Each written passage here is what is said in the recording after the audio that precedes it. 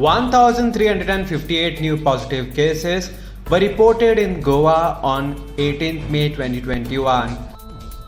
According to health bulletin issued by Directorate of Health Services, Goa's recovery rate is 81.16.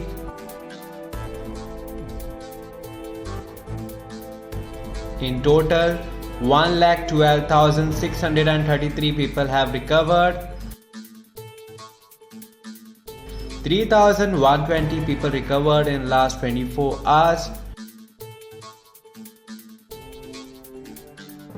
Total samples tested till now are 7,65,311. Total positive cases reported till today are 1,38,776. 45 new deaths reported today.